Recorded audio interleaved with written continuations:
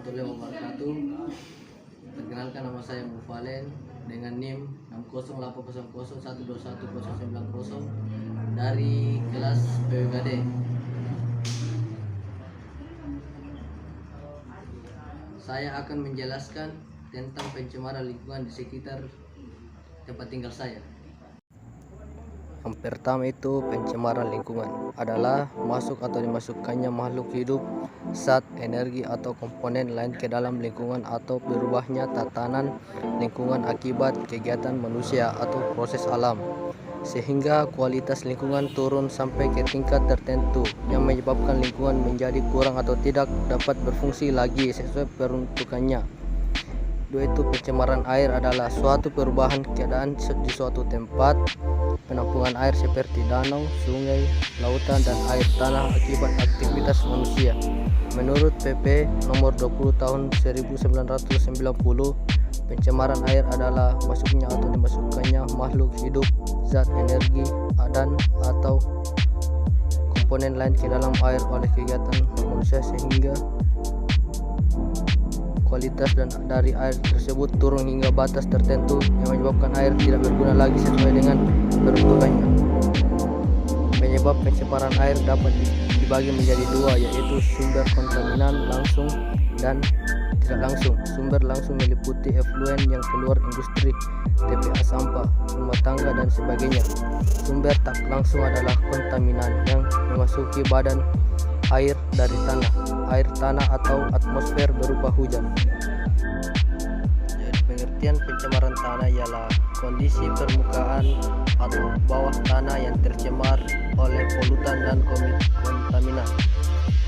Penyebab pencemaran tanah beragam, bisa diakibatkan oleh polusi tanah seperti sampah. Pencemaran tanah dapat menyebabkan gangguan kesehatan pada manusia dan ekosistem secara keseluruhan. Manusia dapat mengalami konsekuensi negatif yang dapat memengaruhi kualitas hidup dan kesehatan. Bahan kimia beracun mencapai tubuh manusia melalui bahan makanan bila ditanam di tanah yang tercemar. Bila terpapar limbah dari air yang tercemar dan tanah yang terkontaminasi polutan, manusia dapat terkena gangguan pernafasan, penyakit kulit hingga kanker. Pencemaran udara adalah kehadiran satu atau lebih substansi fisik, kimia, atau biologi di atmosfer dalam jumlah yang dapat membahayakan kesehatan manusia, hewan, dan tumbuhan, mengganggu estetika dan kenyamanan atau merusak properti. Pencemaran udara dapat ditimbulkan oleh sumber-sumber alami maupun kegiatan manusia. Dampak pencemaran udara dari asap kendaraan, asap pabrik, asap rokok, dan lain-lain bisa memicu terjadinya gangguan pernapasan seperti asma, ispa, dan kanker paru-paru. Selain itu, pencemaran udara juga bisa berakhir pada berkurangnya kadar oksigen di dalam tubuh manusia. Upaya pencegahan adalah mengurangi sumber dampak lingkungan yang lebih berat. Adapun penanggulangan atau pengendaliannya adalah upaya pembuatan standar bahan baku mutu lingkungan, pengawasan lingkungan, dan penggunaan teknologi dalam upaya mengatasi masalah pencemaran lingkungan.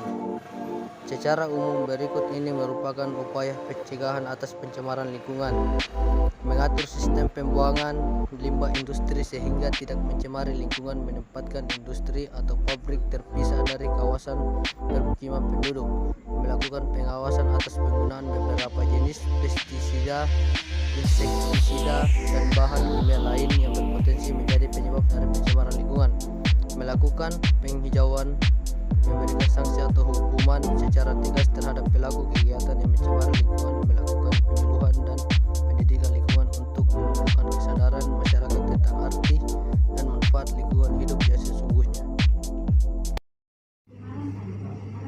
Demikian penjelasan dari saya, kurang dan lebihnya mohon dimaafkan. Wabillahi taufiq wal hidayah. Wassalamualaikum warahmatullahi wabarakatuh.